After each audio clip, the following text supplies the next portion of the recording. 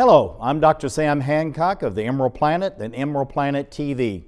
We come to you on a week-to-week basis from Washington, D.C. in the United States as we look around the globe in 144 different nations, looking for those 1,000 best practices, the technology, services, and products that are making a difference as we move through the 21st century. And as we have a planet of 9 billion people by 2038 and possibly 12 to 13 billion by the end of this century, how are we going to be able to take care of all these people on planet Earth? And that's what Emerald Planet's all about. We come to you looking at the solutions, the best practices from around the globe as we create the Emerald Planet. Hello, welcome to the Emerald Planet. We're making a difference as we move through the 21st century. And seeing the long-term impacts of climate change.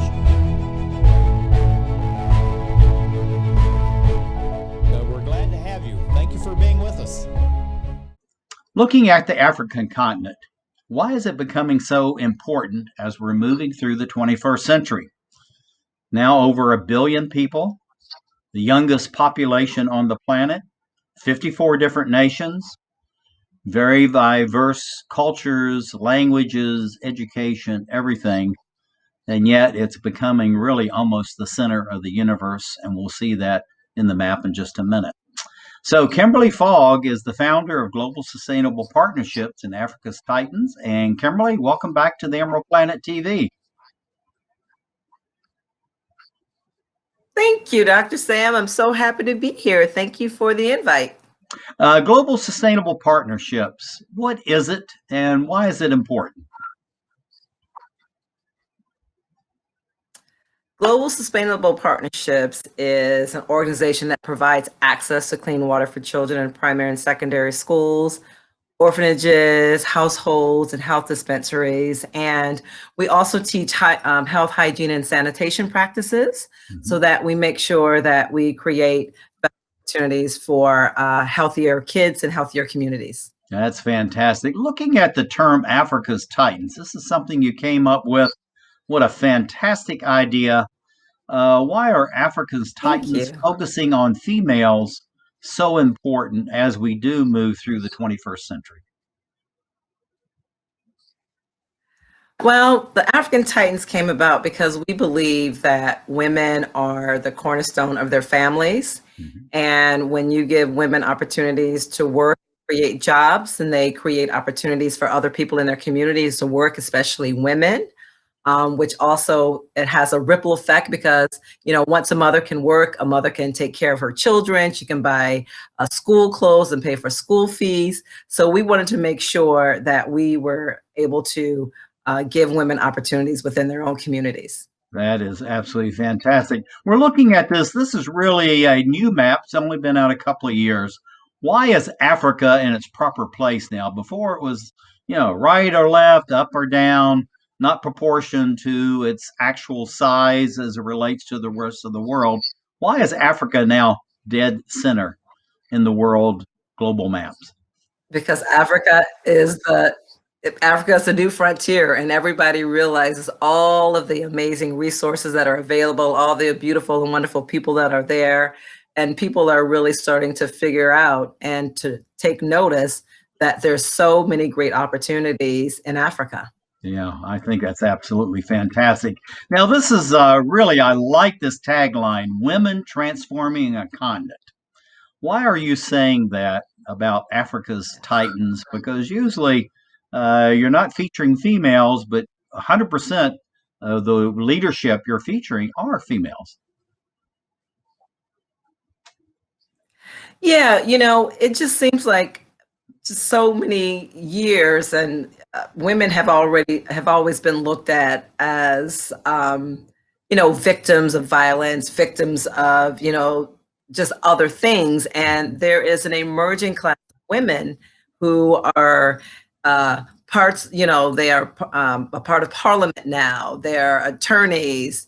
They're leaders in their communities. We even now have ambassadors, and we even have female presidents. So we are really trying to tell the story about how amazing these women are, and they can come from a small village, but it's not where you come from, it's where you end up. And that's what we're trying to make sure that people know about our African Titans. I think it's absolutely fantastic. And this is just shows the diversity on the African continent as far as the number of countries involved.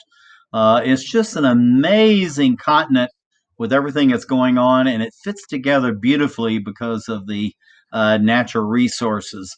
But we're going to be talking about one of your outstanding winners in the African Titans contest, Yes. and she's from Rwanda. Tell us why Rwanda is important and Yes. who is the person that we're going to be featuring. Oh, well, Rwanda is so important, especially because of what happened about 20 years ago.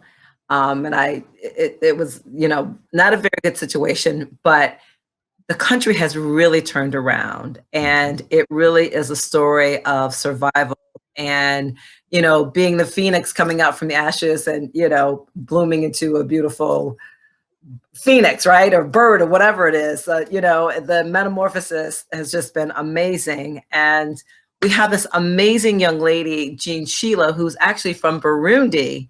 And I really just found out that she's actually royal family from Burundi.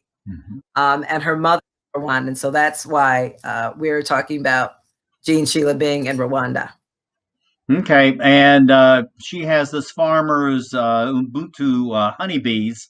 Now, looking at Yes. honeybees, this is something that we started talking about in earnest this past year. Why are honeybees so important on the African continent? Well, one of the reasons that they're so important is, there is a shortage of bees. And so this is a great opportunity for people in these communities to build their traditional beehives to attract more bees and to actually take care of the bees.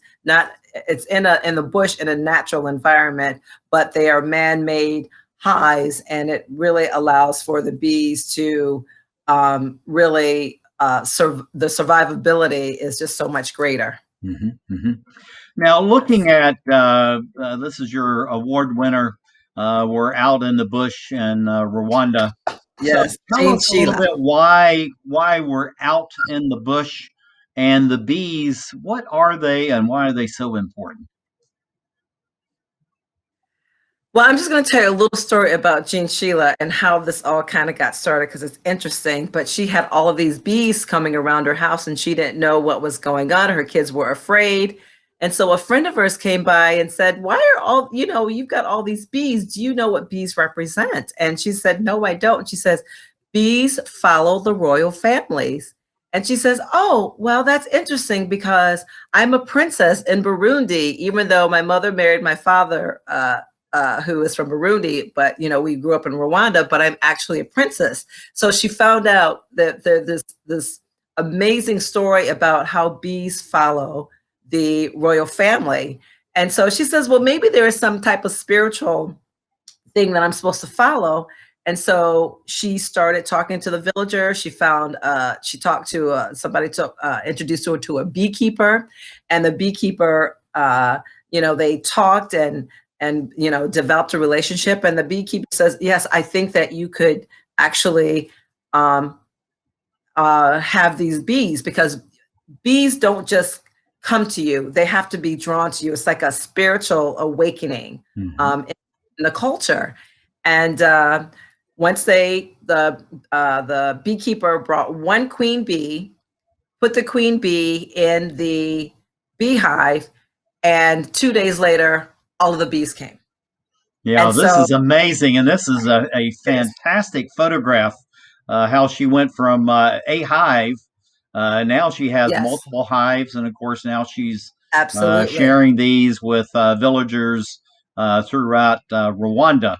So, looking at the Yes. countryside and the importance of the bees as pollinators, why are they so important in an agricultural country like Rwanda? Well, that's kind of a hard question for me, because I'll tell you, one of the things that she told me is the beekeepers are the ones that know the secret to that. why it's so important to the community, right? So from my standpoint, in terms of why they're so important to the Rwandans and to the women, is because they actually are a source of work for the women. So for me, that's really important, because that's what all African Titans is all about. So the bees are actually bringing jobs, and so for me, that's the real important piece of Ubuntu Honey and Jeanne, Sheila. Well, of course, bees are pollinators. So unless you have bees, there's not going to be any plants. Probably almost a little bit less than 50% Well, of that's all true. the plants must have bees as pollinators or have pollinators. And bees are one of the key pollinators in that whole process. So that's critically important. They're a linchpin for agriculture in Rwanda. And that's true around the whole globe. But looking at it, then taking those bees and then starting to harvest the honey that's coming from the various plants that has the nectar that the bees can feed on, and then start producing the honey itself. Why is it so important as far as the women to have this source of income? Wow. It's so important because it really helps their families. It helps put food on their table. It helps, if somebody's sick, they can get medication. Again, it helps with school fees. It helps with providing clothing for their children. They have to wear uniforms. So it really does allow a mother and a family to have things that they otherwise wouldn't have without having an income to be able to provide for their families. Yeah, and looking at Yes. these products that are coming out, there's a number of different ones. I know that she has different flavors as far as the honey Yes. itself is concerned, and she's even turned it into some wines, which I understand is both a medicine and a food at the same time of Yes. being a nice beverage.